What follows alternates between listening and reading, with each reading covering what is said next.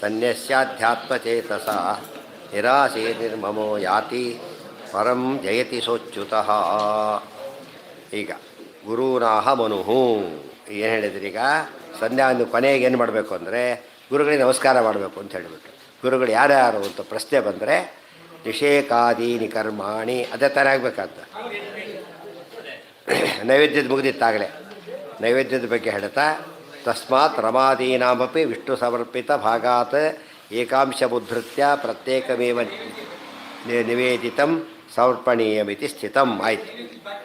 ಹಾಂ, ಅದೇ ಬಾಕಿನೇ ಅಷ್ಟೇ ಹೇಳಿದ್ದೀಗ. ಏನಂತ ಎರಡು ಪಕ್ಷ ಇದೆ. ದೇವರು ಕೊಟ್ಟೆ ಕೊಡ್ತಾನೆ, ಆದ್ದರಿಂದ ಕೊಡಬೇಕಾಗಿಲ್ಲ ಅಂತ ಒಂದು, ದೇವರು ಕೊಡ್ತಾನೆ ಅಂತ ತಿಳ್ಕೊಂಡು ಬಿಡಬೇಡಿ, ನೀವು ಸ್ವಲ್ಪ ಎಲ್ಲ ತೆಗೆದಿಟ್ಟು ಕೊಡಿ ಅನುಸಂಧಾನಕ್ಕೋಸ್ಕರ ಅಂತೇಳಿ. ಇನ್ನೊಂದು, ಎರಡೂ ಕೂಡ ನಿಮ್ಮ ಅಗತ್ಯ ಇತ್ಯಾದಿಗಳು ನೋಡ್ಕೊಂಡು ಮಾಡೋಕ್ಕೆ ಬರುತ್ತೆ. ಆದ್ದರಿಂದ ಒಟ್ಟು ಮೊದಲನೇ ನೈವೇದ್ಯ ಯಾರಿಗೂ ಇಲ್ಲ ಮೊದಲು ಸಿದ್ಧಾಂತ ಆಗೋಯ್ತು.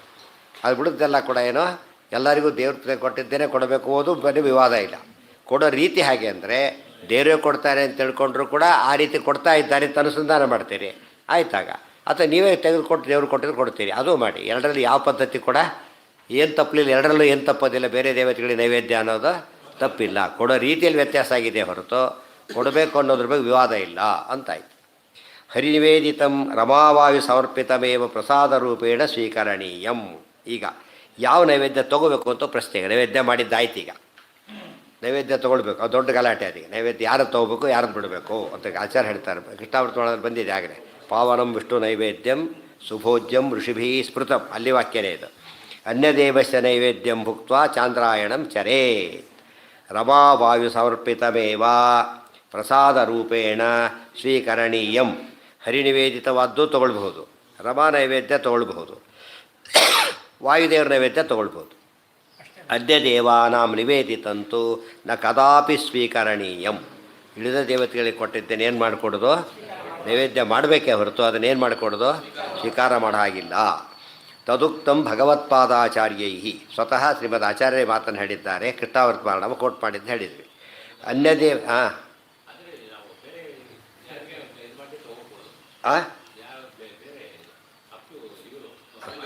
ಅಷ್ಟೇ ಅಷ್ಟೇ ಅಷ್ಟೇ ಕೆಳದವ್ರು ಯಾರ್ದು ತೊಗೊಳ್ಳಲ್ಲ, ವಿಸರ್ಜನೆ ಮಾಡಬೇಕು ಅಷ್ಟೇ ಹೊರತು ತೊಗೊಳಾಗಿಲ್ಲ. ಅನ್ಯ ದೇವಸ್ಥಾನೇ ಇವತ್ತು ಮಾಧ್ವ ಮಠಗಳಲ್ಲಿ ಮಾಧ್ವ ದೇವಸ್ಥಾನಗಳಲ್ಲೇ ಗಣೇಶಾದಿ ಇಟ್ಕೊಂಡ ಕಾಲಕ್ಕೆ ಕೊಟ್ಟೆ ಬಿಟ್ಟು ಶಿವರಾತ್ರಿಗೆ ಹೋಗಿ ಈಶ್ವರ ನೈವೇದ್ಯ ಥರ ಕೊಡ್ತಾರೆ ಮಾಧ್ವನೇ. ಆ ಕೊಡೋರಿಗೂ ಜ್ಞಾನ ಇಲ್ಲ, ತೊಗೊಳ್ಳೋರಿಗೂ ಇರೋದಿಲ್ಲ. ಅರ್ಥ ಆಯ್ತಾ? ಈಗ ಯಾರೋ ಹುಡುಗನ ಕೂಡಿಸ್ಬಿಟ್ಟಿರ್ತಾರೆ, ಅವ್ರು ಕೊಟ್ಟಕೋತ ಹೋಗ್ತಿರ್ತಾನೆ ಅಷ್ಟೇ. ಅರ್ಥ ಆಯ್ತಾ? ಆ್ಯಕ್ಚುಲಿ ಅದು ಎಷ್ಟು ಮೆಕ್ಯಾನಿಕಲ್ ಆಗಿದ್ದಾರೆ ಅಂದರೆ ಇನ್ನು ಉಳಿದವ್ರಿಗೆ ಹೇಳೋ ಹಕ್ಕಿ ಅವ್ರಿಗೆ ಹೋಗೇ ಬಿಡುತ್ತೆ. ತಾವೇ ತಪ್ಪು ಮಾಡ್ತಿರ್ಬೇಕಾದ್ರೆ ಹೇಳೋದೇನು ಬಂತಾಗ ಅದು ಅವ್ರು ಹೇಳೋರು ಯಾವ ರೀತಿ ಹೇಳ್ತಾರೆ ಅಂದರೆ ಬೈಯೋ ರೀತಿಯ ನೈವೇದ್ಯ ತೊಗೋಬಾರ್ದು ಅಂದರೆ ಅವ್ರು ಬೈಲಕ್ಕೆ ಹೊರಟಿಲ್ಲ, ವಿಧಿ ಅಷ್ಟೇ. ತೊಗೊಳ್ಬಾರ್ದು ಅಷ್ಟೇ ಹೊರತು ಇನ್ನೇನು ಮಾಡೋ ಕಾರಣ ಇಲ್ಲ ಅದಕ್ಕೆ. ಅದು ಯಾಕೆ ಅಂತ ತೊಗೊಳ್ಬಾರ್ದು, ತೊಗೊಳ್ಳಾಗಿಲ್ಲ ಅದು ಹೇಳ್ತಾರೆ, ಅದನ್ನು ಹೇಳ್ತಾರೆ. ಯಾರಿಗೆ ಅದನ್ನು ನೀವು ಮಾಡಿದ ರಮಾಬ್ರಹ್ಮಾದ ನೈವೇದ್ಯನ ಮಾಡಬೇಕು, ಮಾಡೋ ಪದ್ಧತಿ ಹೇಳಿಬಿಟ್ರು. ಯಾವಾಗ ಮಾಡ್ತೀರ ಬರೀ ನಿಮ್ಮ ಅನುಕೂಲ ನೋಡ್ಕೊಂಡು ಮಾಡೋದು ಅಷ್ಟೆ. ಫಸ್ಟ್ ಮಾಡೋಂಗಿಲ್ಲ ಅಂಬೋದು ಸಿದ್ಧಾಂತ. ಹೇಗೆ ಮಾಡಿದ್ರೆ ಪರವಾಗಿಲ್ಲ. ಅನ್ಯ ದೇವಸ್ಯ ನೈವೇದ್ಯಂ ಭುಕ್ತ್ವಾ, ಇನ್ನೊಬ್ಬರು ನೈವೇದ್ಯ ತೊಗೊಳ್ಬಾರ್ದು. ತೊಗೊಂಡ್ರೆ ಏನಾಗುತ್ತೆ ಅಂದರೆ ಇನ್ನೂ ಇದು ವೈಷ್ಣವ ಮುಂದೆ ಬರುತ್ತೆ, ಇನ್ನೂ ಬಂದಿಲ್ಲ, ಇನ್ನೂ ಭಾರಿ ಇಲ್ಲಿ ಮುಂದಿದೆ. ಇಲ್ಲೇ ಇದರಲ್ಲೇ ಬರುತ್ತೆ. ವೈಷ್ಣದೇವಂ ಬಲಿಂಚೈವ ಕುರ್ಯಾನ್ ನಿತ್ಯಂ ತದರ್ಪಣಂ ಮುಂದೆ ಬರುತ್ತೆ, ಅಲ್ಲಿ ಹೇಳ್ತಾರೆ. ಅಲ್ಲ ಮುಂದೆ ಬರುತ್ತೆ ಅಂತ ಹೇಳಿದ್ನಲ್ಲ. ಈಗ ಯಾವ್ದು ತೊಗೋಬೇಕಂತ ಹೇಳ್ತಾರೆ ಅವ್ರಿಗೆ. ಆದ್ದರಿಂದ ಅಲ್ಲಿವರೆಗೆ ಹೋಗಿಲ್ಲ ನಾವು. ಯಾವುದು ಇಲ್ಲಿ ಹೇಳ್ತಾರೆ, ಅನ್ಯ ದೇವಸ್ಯ ನೈವೇದ್ಯಂ ಭುಕ್ತ್ವಾ ಚಾಂದ್ರಾಯಣಂ ಚರೆ. ಬೇರೆ ದೇವತೆಗಳ ನೈವೇದ್ಯ ಸ್ವೀಕಾರ ಮಾಡಿ ಏನು ಮಾಡಬೇಕು? ಅಕಸ್ಮಾತ್ ತಿಂದರೆ ಚಾಂದ್ರಾಯಣ ವ್ರತ ಮಾಡಬೇಕು.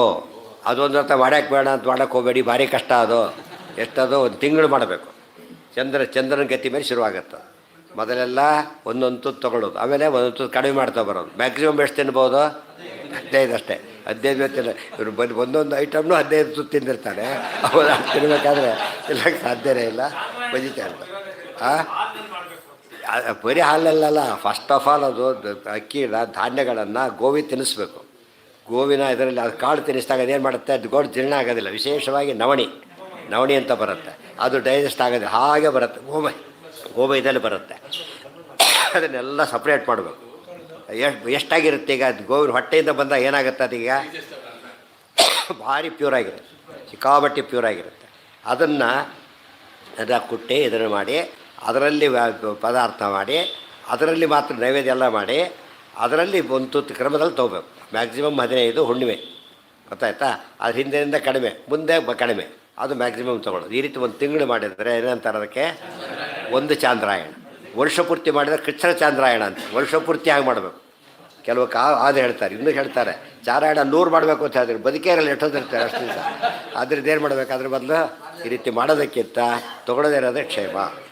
ವಾಯುಲಕ್ಷ್ಮೀ ಹರೀಣಾಂಚ ತ್ರಯಾಣ ಅರ್ಪಿತಾಶನಂ ಗ್ರಾಹ್ಯಮೇವ ಕ್ರಮೇಣ ಸ್ಯಾತ್ ಗ್ರಾಹ್ಯಂ ನಾನ್ಯಾರ್ಪಿತಂ ಕ್ವಚಿತ್.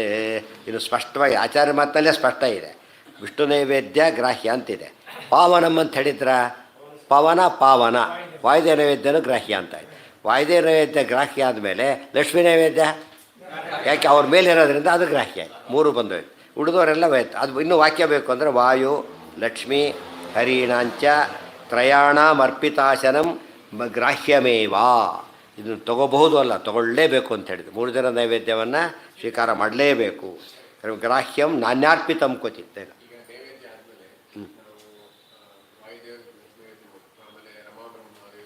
ಹೌದು ಹೌದು, ಅದು ಬೇರೆ ಇನ್ನೂ ಬಂದಿಲ್ಲ, ಬರುತ್ತದೀಗ. ಅದು ಹೇಳ್ತಾರೆ ಮುಂದೆ. ಅದು ಇವರು ರಮಾಬ್ರಹ್ಮ ನೈವೇದ್ಯ ಅಲ್ಲ ಅದು ಆ್ಯಕ್ಚುಲಿ. ಅದು ಹೇಳ್ತಾರೆ ಏನಂತ: ವಿಷ್ಣುಲಕ್ಷ್ಮೀ ವಾಯುದೇವಾನ್ ವಿನಾ ದೇವಾ ಶಿವಾದಯ. ಇದೆಲ್ಲಿ ಬಂದಿದೆ?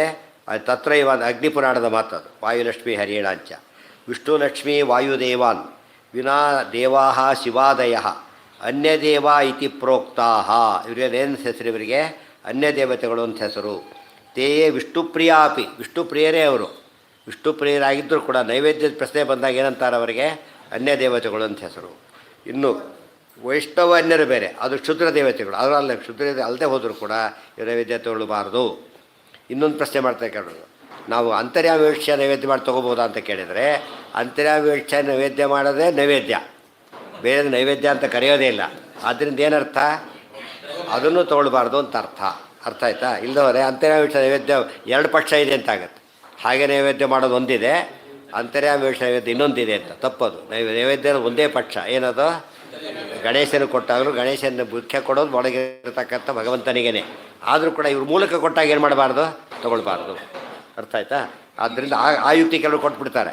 ಆ ಯುಕ್ತಿ ಕೊಟ್ಟರೆ ಮೋಸ ಹೋಗ್ತಾರೆ. ಅದಿದ್ದು ಬೇರೆ ನೈವೇದ್ಯ ಇಲ್ಲ ಅಂದಮೇಲೆ ಮುಗಿದೋಯ್ತು ಅಲ್ಲಿಗೆ. ಏನೋ ನಿಷ್ಠಾವಂತ, ಎಲ್ಲ ನಿಷ್ಠಾವಂತರೇ ಆಗಿರಬೇಕು ಅಂತ ಅರ್ಥ. ಅತಿ ನಿಷ್ಠಾವಂತ ತುಂಬ ಕಾಪಿ ಎಲ್ಲರೂ ಹೊಡಿಬಾರ್ದು, ನಿಷ್ಠಾವಂತರು ಮಾತ್ರ ಹೊಡಿಬೋದು.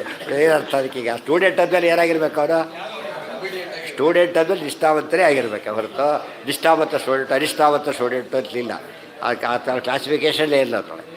ಅರ್ಥ ಆಯ್ತಾ? ವೈಷ್ಣವ ಸಾಧಕ ಅಷ್ಟೇ ಹೊರತು ನಿಷ್ಠಾವಂತ ಸಾಧಕ ಅದೇನು ಅರ್ಥ ಅದಕ್ಕೆ? ಅದಲ್ಲ. ಸುಮ್ಮನೆ ಅದೇನು ದಾರಿ ತಪ್ಪಿಸ್ಲಿಕ್ಕೆ ಹೇಳೋ ಮಾತುಗಳಷ್ಟೆ. ಹಾಂ ಹಾಂ ಹಾಂ ಎಲ್ಲ ಒಂದೇ ಸತ್ಯನೇ. ಇವರು ಗಣೇಶ ಅಂತರ್ಗತ ಅಂತ ಕೊಟ್ಬಿಟ್ರೆ ದೇವ್ರಿಗೆ ಮುಟ್ಟುತ್ತದೆ. ಯಾಕೆಂದ್ರೆ ಪ್ರತ್ಯೇಕ ಯಾರಿಗೂ ಕೊಡಾಗಿಲ್ಲೇ ಇಲ್ಲ. ದೇವ್ರಿಗೆ ಹೋದ್ರೇ ಕೊಟ್ಟಾಗ ಲೆಕ್ಕ, ಕೊಡಾಗೇ ಇಲ್ಲ ಅದರಿಂದ ನೈವೇದ್ಯ ಹಾಗೆ ಮಾಡಬೇಕು, ಬೇರೆ ದಾರಿ ಇಲ್ಲ. ಅದನ್ನು ತೊಗೊಳ್ಬಾರ್ದು ಬೇರೆಯವ್ರಿಗೆ ಮೂಲಕ ಕೊಟ್ಟಾಗ ಅಂತ ಹೇಳಬೇಕು. ಪಾದ್ಮೇಚ ಪರಶುಕ್ಲತ್ರಯಸ್ಯ ಸ್ಯಾತ್ ದೈವತ್ವಂ ನಾಮೃತಾನ್ಯ. ಮುಂದೆ ಹೇಳ್ತಾರೆ ಯಾವ ನೈವೇದ್ಯ ತೊಗೋಬೇಕು ಅಂತ ಹೇಳ್ತಾರೆ. ನ ಅಮೃತಾಂಧಸಂ, ಸ್ಟ್ರಿಕ್ಟ್ಲಿ ದೇವ ಅಂತ ಕರಿಬೇಕಾದ್ರೆ 3 ಜನಕ್ಕೆ ಮಾತ್ರ ಕರಿಬೇಕು. ಪರಶುಕ್ಲತ್ರಯರಿಗೆ ಮಾತ್ರ ಕರಿಬೇಕು ದೇವರು. ಅದಕ್ಕೆ ಒಂದು ಪದ್ಧತಿ ಬಂದಿದೆ. ಭೀಮಸೇನ ದೇವರು, ಗೊತ್ತಾಯ್ತಾ? ಹನುಮಂತ ದೇವರು ಅಂತ ಕರಿತೇವೆ. ಯಾತಕ್ಕೆ ಸಾಮಾನ್ಯವಾಗಿ ನಾವು ಅರ್ಜುನಾದಿಗಳನ್ನು ಕರೆಯಿದ್ರೆ ವ್ಯವಹಾರ ಮಾಡೋದಿಲ್ಲ ಅಂತ ಕೇಳಿದರೆ ಹೇಳ್ತಾರೆ, ಈ ಅರ್ಥದಲ್ಲಿ ದೇವತ್ವ ಅವರಿಗಿಲ್ಲ. ದೇವತ್ವ ಎಂಥದ್ದು ಅಂದರೆ ಅಚ್ಛಿನ್ನ ಭಾಗವತ ಧರ್ಮರಾಗಬೇಕು, ಅಂಥ ಲಕ್ಷಣ ಇಲ್ಲ. ದೇರ್ಫೋರ್ ಮುಖ್ಯ ದೇವರು ಅಂದರೆ ಅವ್ರನ್ನೇ ಕರಿಬೇಕು, ಅವರು ಬೇರೆಯವರಲ್ಲ. ತನ್ನಿವೇದಿತ ಮಾತ್ರ ಅನ್ನಾದ್ಯಂ ಭುಂಜೀಯಾತ್ ಮುಖ್ಯತೋ ಬುಧಃ. ದೇರ್ಫೋರ್ ಪರಶುಕ್ಲತ್ರಯರವರಿಗೆ ಮಾತ್ರ ನೈವೇದ್ಯ ಸ್ವೀಕಾರ ಮಾಡಿ ಹೇಳಿರೋದ್ರಿಂದ ಬೇರೆಯವ್ರ ನೈವೇದ್ಯವನ್ನು ಸ್ವೀಕಾರ ಮಾಡಿಕೊಡೋದು ಅಂತ ಹೇಳಿದ್ರು. ಪೃಥಗೇವ ರಮಾ ಬ್ರಹ್ಮಾದಿ ಭೋಗ್ಯವಸ್ತುಷು ಹರಿಹಿ ಸಾರಭುಕ್ಕಿತಿ. ಏನಾದ್ರು ಮುಂದೆ ಏನಾದ್ರು ಪ್ರಿಂಟ್ ಮಾಡಿದ್ದಾರೆ. ಪಂಡಿತಾಚಾರ್ಯೈ ಇದು ವದದ್ವಿ, ತಪ್ಪು ಪ್ರಿಂಟ್. ವದದ್ವಿ ಆಯ್ತಲ್ಲ ಹಿಂದಿಂದ, ಮುಂದೆ ಹೋಗ್ಬೇಕೀಗ. ಇಲ್ಲಿದೆ ನಾರದೀಯ ದೇವದೇವ ಯತಶ್ಚುದ್ಧೋ ವಾಯುದೇವೋ ಜಗದ್ಗುರು ಹರಿಪ್ರಿಯಸ್ತೋ ಗ್ರಾಹ್ಯಂ ಅನ್ನಂ ವಾಯುವರ್ಪಿತಂ ಬುಧೈ ಅಂತ ನಾರದೀಯ ಪುರಾಣದಲ್ಲಿದೆ. ವಾಯುದೇವರು ಎಂಥವರು ಅಂದರೆ ಯತಶುದ್ಧೋ ವಾಯುದೇವ ಜಗದ್ಗುರು. ಜಗದ್ಗುರುಗಳಾದ ವಾಯುದೇವರು ಶುದ್ಧರಾದ್ದರಿಂದ ಹರಿಪ್ರಿಯರಾದ್ದರಿಂದ ತಥೋ ಗ್ರಾಹ್ಯಂ ಅನ್ನಂ ವಾಯುವರ್ಪಿತಂ ಬುಧೈ ಅವರಿಂದ ಅರ್ಪಿತವಾದ ಅನ್ನವನ್ನು ಸ್ವೀಕಾರ ಮಾಡಬೇಕು ಜ್ಞಾನಿಗಳು ಅಂತ ಹೇಳಿದರು. ಆದೌ ಭಗವತ್ ಸಮರ್ಪಿತಮಪಿ ಇತರ ದೇವತಾ ನೈವೇದ್ಯಂ ಸರ್ವಥಾ ಅಗ್ರಾಹ್ಯಮೇವೇತಿ ಸಂಪ್ರದಾಯ ಇತಿ ಪೂಜಾಕಲ್ಪಲತಾಯಾಂ ಅನ್ಯದೇವತಾ ನೈವೇದ್ಯ ಸ್ವೀಕಾರಸ್ಯ ಅನರ್ಥಕತ್ವ ಅನರ್ಥ ಉಪಾದಿತಂ ಅಥೋ ಮುಮುಕ್ಷುಭಿ ತತ್ರ ಅವಹಿತೈಹಿ ಭಾವ್ಯಂ ಇತಿ ಉಕ್ತಂ. ದೇರ್ಫೋರ್ ಅಂತರ್ಯಾವೇಕ್ಷೆ ಬೇರೆ ನೈವೇದ್ಯ ಮಾಡಿದ್ರು ಕೂಡ ಅದನ್ನೂ ತಗೊಳ್ಬಾರ್ದು. ಡೈರೆಕ್ಟ್ ನೈವೇದ್ಯ ಅಂತೂ ನೈವೇದ್ಯನೇ ಅಲ್ಲ, ಅದು ಅಂತರ್ವೇಕ್ಷೆ ಮಾಡಿದ್ರು ಕೂಡ ಅದು ಅಗ್ರಾಹ್ಯ ಅಂತ ಹೇಳಿದ್ರಿಂದ ಆ ವಿಷಯ ಸ್ಪಷ್ಟ ಆಯ್ತಾಗ. ಇನ್ನು ಹಾಗೆ ಕೆಲವರು ಹೇಳ್ತಾರೆ ನಿಷ್ಠಾವಂತರಿ ಭಾರಿ ಜಾಸ್ತಿ ಅಂತ ಹೇಳಬಾರ್ದು. ನಿಷ್ಠಾವಂತರಿ ಬೇಕಾದ್ರೆ ಎಕ್ಸಾಮ್ಷನ್ ಕೊಡ್ಬೋದು, ಸಾಮಾನ್ಯರು ಕೊಡಬಾರ್ದು ಅಂತ ಹೇಳ್ಬೇಕು. ಯಾಕೆ? ನಿಷ್ಠಾವಂತರು ಏನು ಮಾಡ್ತಾರೆ, ಅನುಸಂಧಾನ ಸ್ಟ್ರಾಂಗ್ ಇರುತ್ತೆ, ಆದರೆ ದಿ ಕ್ಯಾನ್ ಮ್ಯಾನೇಜ್. ಗೊತ್ತಾಯ್ತಾ? ಚಿಕ್ಕವರಿಗೆ ಇರೋದಿಲ್ಲ, ಅದು ಭಾರಿ ಕೇರ್ಫುಲ್ ಆಗಿರಬೇಕು ಅಂತ ಅರ್ಥ ಆಯ್ತಾ? ಈಗ ನಿಷ್ಠಾವಂತರು ಮಾತ್ರ ಒಳ್ಳೆ ಆಹಾರ ತೊಗೋಬೇಕು, ಚಿಕ್ಕ ಮಕ್ಕಳಿಗೆ ಎಂತಾದ್ರೆ ಕೊಡಬೇಕು ಅಂದರೆ ಸಾಮಾನ್ಯ ಮಕ್ಕಳಿಗೆ ಎಂಥ ಆಹಾರ ಕೊಡ್ತಾರೆ ಯಾವಾಗಲೂ? ಹೆಚ್ಚು ಪೂರ್ತಿ ಡೈಜೆಸ್ಟ್ ಆಗಬೇಕು, ತೊಂದರೆ ಆಗಬಾರ್ದು, ಕಿಕ್ಕಿರಬೇಕು, ಆ ಥರ ಯೋಚನೆ ಮಾಡ್ತಾರೆ. ನಿಷ್ಠಾವಂತರನ್ನು ಉಪಯೋಗಿಸೋದಾದರೆ ಇನ್ನೂ ನಿಷೇಧ ಆಯಿತು. ಯಾರಿಗೆ? ಅವರಿಗೆ ಸಾಮಾನ್ಯರಿಗೆ ಇನ್ನೂ ಜಾಸ್ತಿ ಸ್ಟ್ರಿಕ್ಟಾಗಿ ಹೇಳಬೇಕು, ಕಡಿಮೆ ಹೇಳಬಾರ್ದು. ಅಲ್ಲ, ದೊಡ್ಡವ್ರಿಗೆ ಇವ್ರು ಹೇಳಬೇಕು, ಸ್ವಾಮಿ ನೀವೇನು ಭಾರಿ ದೊಡ್ಡವರು, ಅಡ್ಜಸ್ಟ್ ಮಾಡ್ಕೋತೀರಿ, ನಮ್ಗತಿ ಏನು ಅಂತ ಕೇಳಾಗಿರ್ಬೇಕೆ ಹೊರತು ನೀವೇನಾರು ಮಾಡ್ಕೊಂಡು ನಮ್ಮದು ಬೇರೆ ನಿಮ್ಮದು ಬೇರೆ ಅಂತ ಮಾಡ್ಕೊಳಕ್ಕೆ ಹೋಗ್ಬಾರ್ದು. ಆ ರೀತಿ ಮಾಡ್ಕೊಂಡು ಕೊನೆಗೆ ಏನು ಹೋಯ್ತು? ಸಂಧ್ಯಾನ ಆಡ್ಕೊಂಡು ಬಿಟ್ಟು ಹೋಯ್ತು ಕೊನೆಗೆ. ಅದು ಇದೆ ಅಲ್ಲ, ನಿಷ್ಠಾವಂತರು ಮಾತ್ರ ಸಂಧ್ಯಾನ ಮಾಡಬೇಕು ಸ್ಥಿತಿ ಬಂದುಬಿಟ್ಟು ಏನು ಮಾಡಬೇಕು? ತಪ್ಪು. ನಿಷ್ಠಾವಂತರು ಮಾತ್ರ ಪ್ರಾಮಾಣಿಕರಾಗಿರ್ಬೇಕು ಅಂದರೆ ಉಳಿದವರು ಅಪ್ರಾಮಾಣಿಕರಾಗಬೇಕಾ? ಭಾವ್ಯಂ ಉತ್ಯುಕ್ತಂ. ಆದೌ ಶ್ರೌತಸ್ಯ ನಮ್ಮಲ್ಲಿ ಕೆಲವು ಪದ್ಧತಿ ಹಿಂದೆ ಅದೆಲ್ಲ ಇತ್ತು. ಯಾರು ವಿದ್ವಾಂಸರಲ್ಲಾಗಲಿ ಮಠಾಧಿಪತಿ ಭಿನ್ನಾಭಿಪ್ರಾಯ ಬಂದಾಗ ಸರಿಯಾಗಿ ನೆನ್ಪಿಟ್ಕೋಬೇಕಾದ್ರೆ ಆ ಶಿಷ್ಯರು ಅವ್ರು ಹೇಳ್ತಾಯಿದ್ರು, ನಮ್ಮ ಗಲಾಟೆ ಇರುತ್ತೆ, ನೀವು ಇದಕ್ಕೆಲ್ಲ ತಲೆ ಹಾಕ್ಲಿಕ್ಕೆ ಹೋಗಬೇಡಿ. ಗೊತ್ತಾಯ್ತಾ? ನಮ್ದು ಏನೋ ಕಾರಣಕ್ಕೆ ಬಂದಿರುತ್ತೆ, ನೀವು ಹಾಗೆಲ್ಲ ಮಾಡಬಾರ್ದು, ಗೌರವದಿಂದ ನಡ್ಕೋಬೇಕು ನೀವು. ಗೊತ್ತಾಯ್ತಾ? ನಾಳೆ ನಮಗೆ ಒಂದಾಗ್ತೀವಿ ಮುಗಿದು ನಾವು ನಿಮ್ಗತಿ ಏನಾಗುತ್ತೆ ಆಮೇಲೆ. ಈಗ ಆ ಥರ ಹೇಳೋದು ಪಂಡಿತರಲ್ಲಿ ಹಾಗೆ. ಇದು ನಮ್ಮ ಲೆವೆಲ್ ಗಲಾಟೆ ಹೊರತು ನೀವು ಎಂಟ್ರಾಗೋದಲ್ಲ. ಇದು ನೀವೆಲ್ಲ ಅವ್ರು ಗೌರವ ಅವ್ರು ಯಾಕೆ ಅವಮಾನ ಮಾಡಿಕೊಡೋದು ಹಾಗೆ ಹೇಳಿದ್ರು. ನನ್ನ ದ್ವೇಷಿನ ಅವಮಾನ ಮಾಡು ಅಂತ ಹೇಳಬಾರ್ದು. ಇದು ನಮ್ಮ ಯಾವುದೋ ವಿಷಯಕ್ಕೆ ನಮ್ಮಲ್ಲಿ ಬಂದಿರೋ ಭಿನ್ನಾಭಿಪ್ರಾಯ ಅಷ್ಟೇ ಹೊರತು ಏನು ಮಾಡಬಾರ್ದು, ಅದನ್ನು ಯಾವುದಕ್ಕೆ ಅಪ್ಲೈ ಮಾಡ್ಕೋಬಾರ್ದು, ತಮ್ಮ ಗುಂಪೆಲ್ಲ ಮಾಡ್ಕೋಬಾರ್ದು. ಆ ರೀತಿ ಮಾಡ್ಕೊಂಡೆ ಕೊನೆಗೆ ಏನಾಯ್ತು, ಈಗ ಆ ಥರ ಬಂದುಬಿಟ್ಟು ಕೊನೆಗೆ ಅದು ಮದ್ದ ದ್ವೇಷ, ಪಾರ್ಟಿ ದ್ವೇಷ ಆದಾಗ ಆಗುತ್ತೆ ಕೊನೆ. ಹಾಗೆಲ್ಲ ಮಾಡಬಾರ್ದು. ವೈಯಕ್ತಿಕ ದ್ವೇಷನ ಅದಕ್ಕೆ ಎಕ್ಸ್ಟೆಂಡ್ ಮಾಡಿದ ಒಂದು ಕೆಟ್ಟ ಪದ್ಧತಿ ಹೇಳಿದಾಗ ತಂದೆ ಜಗಳ ಮಕ್ಕಳು ಬಿಟ್ಟು ಸುಮ್ಮನೆ ಕೂಡಿ ಅಂತಾರಲ್ಲ ಹಾಗೆ. ಅವ್ರವ್ರ ಜಗಳಕ್ಕೂ ಮಕ್ಕಳಿಗೆ ಸಂಬಂಧ ಮಾಡಿಬಿಟ್ಟೆ ಮನೆಯಲ್ಲೇ ಎರಡು ಪಾರ್ಟಿ ಆಗಿಬಿಡುತ್ತೆ. ಆಮೇಲೆ ಅವ್ರು ಏನು ಮಾಡಬೇಕು, ಅದು ಯಾವುದೋ ವಿಷಯಕ್ಕೆ ಅವ್ರು ಗಲಾಟೆ ಬಂದಿದೆ ಅಷ್ಟೇ ಹೊರತು ಯಾವುದಕ್ಕೆ ತೊಗೊಳ್ಬಾರ್ದು ಅದನ್ನು.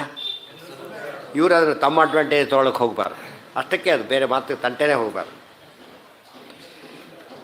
ಆ ಅರ್ಥದಲ್ಲಿ ನಿಷ್ಠಾವಂತರು ಅಂದರೆ ಹಾಗೆ. ಅದ್ರ ರೀತಿ ಅಪಾರ್ಥಕ್ಕೆ ಕಾರಣ ಆಗೋದಾದರೆ ಅದು ಭಾರಿ ತಪ್ಪು. ಇಷ್ಟು ಹೇಳಿ ಅದು ಮುಗಿದ ಕೊನೆಗೆ ಅಭಿವಾದನ ಮಾಡಬೇಕು ಅಂತ ಮಾತು ಹೇಳ್ತಾ ಗುರುಗಳಿಗೆ ನಮಸ್ಕಾರ ಮಾಡಬೇಕು ಅಂತ ಹೇಳಿದರು. ಗೊತ್ತಲ್ಲ, ಮೊನ್ನೆ ಬಂದಿತ್ತು ಅದು. ಆ ವಿಷಯ ಮಧ್ಯೆ ಬಂದಿದ್ದರಿಂದ ಅದು ಕೆಲವು ಡೈವರ್ಷನ್ಸ್ ಬಂತು ಅಷ್ಟೇ. ಅದರಲ್ಲಿ ಟಿಪ್ಪಣಿಗಳಲ್ಲಿ ಪ್ರಣಮ್ಯ ಪ್ರಕರ್ಷೇಣ ಗುರುನ್ ವಿದ್ಯೋಪದೇಷ್ಟೂನ್ ಜನಕಾಂಶ್ಚ, ವಿದ್ಯೋಪದೇಶ ಮಾಡಿದವರನ್ನು, ಹೆತ್ತವರನ್ನು, ತಂದೆ ತಾಯಿಗಳನ್ನು ಎಲ್ಲರೂ ಆಗ ನಮಸ್ಕರಿಸಬೇಕು. ಅಭಿವಾದನ ಹಂತದಲ್ಲಿ ಮಾಡಬೇಕು ಅಂತ. ಗುರುಗಳು ಯಾರ್ಯಾರು ಅಂದರೆ ನಿಷೇಕಾದೀನಿ ಕರ್ಮಾಣಿ ಯಃ ಕರೋತಿ ಯಥಾವಿಧಿ ಸಂಭಾವಯತಿ ಚಾನ್ನೇನ ಸವಿಪ್ರೋ ಗುರು ರುಚ್ಯತೆ. ಯಾರು ಪಾಲನೆ ಮಾಡ್ತಾರೆ, ಚೌಲ ಉಪನಯನಾದಿಗಳು ಮಾಡೋದೆಲ್ಲ ತಂದೆ, ಆತನ್ನು ಗುರು ಅಂತ ಕರೆಯೋದ್ರಿಂದ ಪಾಠ ಹೇಳಿಕೊಟ್ರ ಗುರು ಹೇಗೋ ತಂದೆ ತಾಯಿಗಳು ಕೂಡ ಏನವರು ಅವ್ರಿಗೂ ನಮಸ್ಕಾರ ಮಾಡಬೇಕು. ಮತ್ತು ಸವಿಪ್ರೋ ಗುರು ರುಚ್ಯತೆ ಸಂಭಾವಯತಿ ಅನ್ನೇನ, ಯಾರು ಅನ್ನ ಹಾಕಿ ಕಾಪಾಡ್ತಾರೆ ಅವರು ಯಾವ ಗುಂಪಿಗೆ ಸೇರ್ತಾರೆ?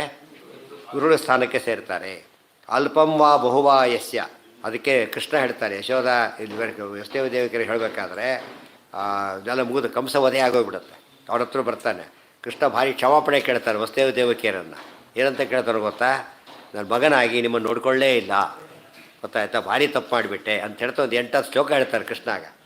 ಶಾಸ್ತ್ರ ಹೇಳ್ತದೆ ಹೆತ್ತವರಲ್ಲ, ಆದರೂ ಸಾಮಾನ್ಯವಾಗಿ ಸಣ್ಣ ಸಾಕಿರ್ತಾರೆ ಅಂಥವ್ರನ್ನೇ ತಂದೆ ತಾಯಿಗಳಂತ ಸರಿಯಾಗಿ ನೋಡೋಕೆ ಶಾಸ್ತ್ರ ಹೇಳ್ತದೆ.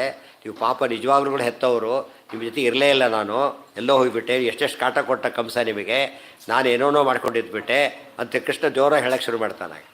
ಅರ್ಥಾಯ್ತಾ? ಅದು ಆ ಮೂಲಕ ಏನು ಮಾಡ್ತಾನಾಗ ಮಕ್ಕಳ ಜವಾಬ್ದಾರಿ ತೋರಿಸ್ಕೊಡ್ತಾನೆ. ತನಗೇನು ಆ್ಯಕ್ಚುಲಿ ಕೃಷ್ಣ ಮಾಡ್ತಿರೋದು ಏನೀಗ ವಸುದೇವ ದೇವಕಿಯರಿಗೆ ಏನೇನು ಪ್ರಾಬ್ಲಮ್ ಇತ್ತಲ್ಲ ಸಾಲ್ವ್ ಮಾಡ್ತಾ ಇದ್ದಾನೆ. ಈಗ ಹತ್ತಿರ ಇದ್ದೇ ಸಾಲ್ವ್ ಮಾಡಿದ್ರು ಸೇವೆನೇ. ಕೆಲವರು ಇರ್ತಾರೆ ಫಂಕ್ಷನಲ್ಲಿ ಕಾಣಿಸೋದೇ ಇಲ್ಲ, ಹುಡುಗರಿಗೆ ಬೈಲಕ್ಕೆ ಒಳ್ಳೆ ಸ್ಕೋಪ್ ಸಿಕ್ಬಿಡುತ್ತೆ. ನೋಡಿದೇನು ರೀ ಮನುಷ್ಯ ನಾಪತ್ತೆ ಆಗಿದ್ದಾನೆ, ದೊಡ್ಡ ಇಶ್ಯೂ ಇದು ಒಂದು ಅಂತೆ. ಆಮೇಲೆ ಹೇಳ್ತಾರೆ ಎಲ್ಲ ಕೆಲಸ ಮಾಡ್ಲಿಕ್ಕೆ ಅಲ್ಲೇ ಕೂತ್ಕೊಂಡು ಕಾಯ್ತಾ ಇದ್ದ ಪಾಪ ಅವರು, ಎಲ್ಲ ಅಲ್ಲಿಂದ ಮಾಡ್ತಾ ಇದ್ದಾನೆ. ಅವತ್ತು ತಪ್ಪಗಾಯ್ಬಿಡ್ತಾರೆ. ಯಾತಕ್ಕೆ? ಎದುರಿಗಿದ್ದು ಮಾಡದೇ ಇರೋರು ಇದ್ದಾರೆ, ಹೊತ್ತಾರೆ. ಎದುರಿಗಿದ್ದು ಏನು ಮಾಡದೆ ಊಟ ಮಾತ್ರ ಮಾಡೋರು ಇರ್ತಾರೆ. ಅವ್ರು ಎದುರಿಗೆ ಕಂಡಿಲ್ಲ, ಯಾವುದು ಬಂದೇ ಇಲ್ಲ, ಬಟ್ ಎಲ್ಲ ಮ್ಯಾನೇಜ್ ಅಲ್ಲಿಂದ ಮಾಡ್ತಾಯಿದ್ದೆ, ಯಾವುದೋ ಪ್ರಾಬ್ಲಮ್ಸ್ ಎಲ್ಲ ಸಾಲ್ವ್ ಮಾಡ್ತಾ ಇದ್ದಾರೆ, ಹೊತ್ತಾನೆ. ಕೃಷ್ಣ ಆ ರೀತಿ ಅನುಗ್ರಹಣೆ ಮಾಡಿರೋದು. ಮತ್ತು ಇಲ್ಲಿದ್ದಾಗಲೂ ದೇವ್ರ ಜೊತೆಗೆ ಯಾವಾಗಲೂ ಇದ್ದೇ ಇದ್ದಾರೆ. ಬಟ್ ಆ ಉಳಿದವರಿಗೆ ಹೇಳ್ತಾ ಎಷ್ಟು ಮನುಷ್ಯನಿಗೆ ಕಮಿಟ್ಮೆಂಟ್ ಇರುತ್ತೆ, ಎಷ್ಟು ಹುಷಾರ ನೋಡ್ಕೋಬೇಕು ಎಂಬುದನ್ನು ತನ್ನ ಮಾತುಗಳಲ್ಲಿ ಹೇಳ್ತಾ ಒಂಥರ ಅಪಾಲಜಿ ಕೇಳ್ತಾನೆ ಕೃಷ್ಣ.